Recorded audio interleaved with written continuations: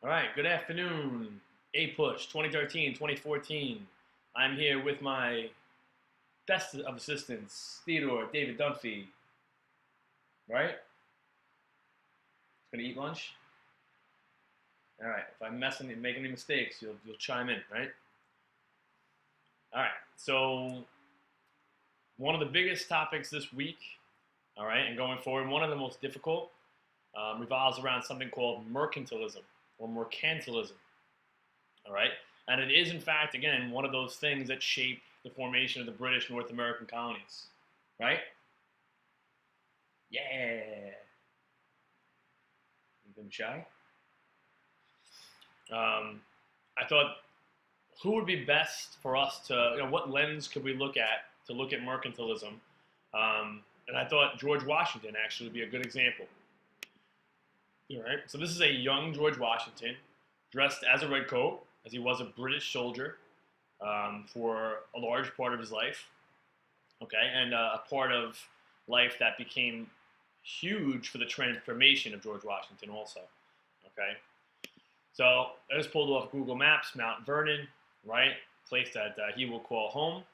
Okay, and just some images of Mount Vernon. Okay, Mount Vernon was his brother's house, actually. Okay, and it is a house, an estate, I should call it, because of the surrounding lands that he will come to own and inherit, as he will inherit all of this from his brother when his brother dies, unfortunately. Theodore, what do you think of Mount Vernon? Is it nice? Yeah. Yeah. So, some of the insides of Mount Vernon. This is actually called Mount Vernon Green. I remember when I was there, this was a color that was on a lot of, was a common color, I should say, and it housed a lot of English gentlemen over in London. Okay, and so Washington, like the first page of this chapter represents, or presents, wants to represent himself, is what I meant to say, as an English gentleman, sort of, but in Virginia, okay, and with much more land. He's got a lot more land than any English gentleman would have. Some Washington monuments. This is the Washington Monument, Washington, D.C. This is actually where Washington is buried on the Mount Vernon estate. And as you can see, what I thought was interesting is that the Washington Monument representation is actually still kind of right next to him. All right, so these images, unlike the earlier ones, right, unlike these, represent a later Washington, okay, and one that has to deal with a lot of new issues, both personally and professionally. Okay, right? Who's that guy? You know who he is. Can you say George? Say hi, George. So, a book I pulled off my shelf just to help us out, and it's a good aid to what you're reading about in the chapter, in our textbook, that is and in regards to mercantilism, all right, is Washington. So I'm not going to define for you what mercantilism is yet. I think we'll wait on that until tomorrow, as it is Sunday, so tomorrow. I really would like you to look at a couple of other things I put up. I'm talking to the kids. You say hi? Say hi to the camera right there. Say hi. Hi. Yeah, what's your name? What's your name? Theodore? No. What? What's your name then? Isn't your name Theodore? Me? Yeah, Thea. Like it? Yeah. Can I have a kiss? All right, we'll come back to the kiss. All right, so mercantilism, right, and Washington's thoughts. I can't even see this from where I am right now. So bad my eyes are. All right. So we have a couple of things to discuss. Yeah. Nope, keep missing it. Sorry. All right. So from His Excellency, this book by Joseph Ellis, also the author of Founding Brothers, After the Revolution, a couple of books from our list from the summer. You have some things that should come to mind for us, right, and that will later help us to create a definition of mercantilism, all right? Colonies ran an annual deficit, okay, which raises the overall debt of those same colonies. So a deficit means money that you are spending beyond what you actually have to spend for a shorter period of time. So it could be a year. In this case, it is a year. And then after you have this deficit, it is then accumulated into a larger, what we call debt, unfortunately. You got it? So like many planters, okay, many planters, Washington, I should have typed, used British credit. So what he would do is he would use a British merchant somewhere in London, perhaps, to sell his crops, like tobacco. Okay, he was a big tobacco farmer. So what he would have done was set himself up with that every year all of his tobacco will be sold through this London merchant. Okay, so what happened was, I should say, was that he would use credit from that same British merchant in return for his harvest. Okay, now what happened was, with his marriage to Martha, okay, Custis, he took over even more land. Okay, and this big problem became even more evident. The problem that was to come regarding mercantilism became even more evident to him. All right, because now he's in control of 18,000 acres of Virginia tidewater plantation lands. All right, 300 slaves, and again, this is in addition to what he already had as a Washington, right, from his brother at Mount Vernon. So to this, boo. What does the ghost say? Yeah. So now he has this really large issue he has to deal with called mercantilism. Okay. So, and all of it is going to deal with the relationship between his London creditor and what he grows over in Virginia. Okay. So in this case, it was a company called Carrying Company. All right.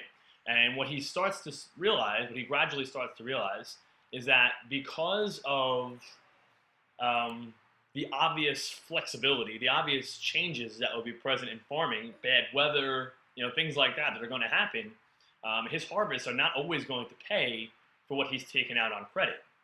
Okay?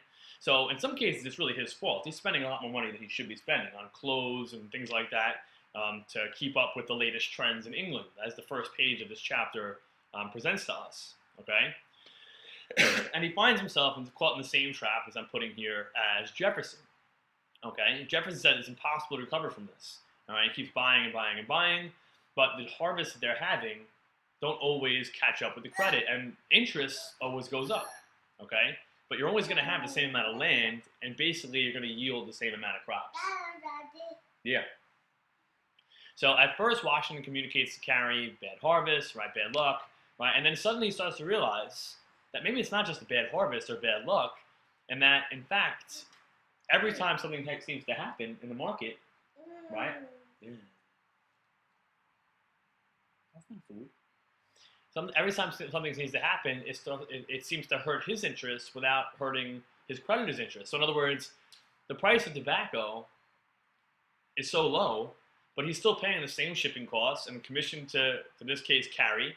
Right? This is something that's happening among a lot of the planters, like Jefferson and Washington, but think about all of these Virginian types or Maryland types, or even people up in the north who might be engaged in a different kind of business, but still have to deal with a London banker or London creditor, right? So Washington's perspective, okay, is really that, he has this issue with the British Empire, but not in terms of kings and things like that, but the economic part of the British Empire. And people like Carey, excuse me. Okay? So he starts to nitro. This is the last screencast for you, buddy. Last one. What? You want to get out? Yeah. All right. Let's finish it up, right? So what's the result for Washington? Well, for Washington specifically, as we look at some of these triangular trade images here, that, this is what people are dealing with in this part of the world. What the big thing for him is how to get around what are going to be very tight regulations from mercantilism. Okay, so there are 4 major regulations that the textbook presents to us, and things that I'm definitely going to ask you about tomorrow in the quiz. Oh, say Theodore. Theodore, how many years old are you? How many years old are you? That's not it. That's not a number. Didn't mommy teach you any math? So what he starts to do is, in order to get around things like tobacco, as an issue for him specifically, he works into his plantation and his personal economy in Mount Vernon more diversification. So what I mean by that is it's not just about one crop like tobacco. It's about how many crops, Theodore? 2?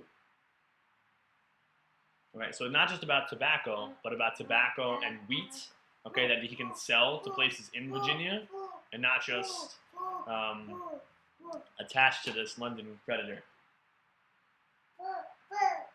Yay! Theodore! Don't eat that. That's not good for you. Don't eat that, please. I'll get in a lot of trouble with mine. So wheat, fish. What he'll do is he'll have his slaves build a small ship and do fishing. Not just grow tobacco, but grow wheat, like I said. Jefferson and Washington both will attempt to make nails. I mean, of course, expansion in the future United States, more land. You're gonna need shelter, build homes. Actually making nails is actually has a lot of foresight on the part of these guys to do things like that. So they're trying to diversify, is what mercantilism really forces them into doing, because it's really not fair play for colonists, right? The mother country, people in London, people in England, certainly have a leg up as a result of this system. So it can hurt them in that way. So I will see you guys tomorrow. Please take these things into consideration.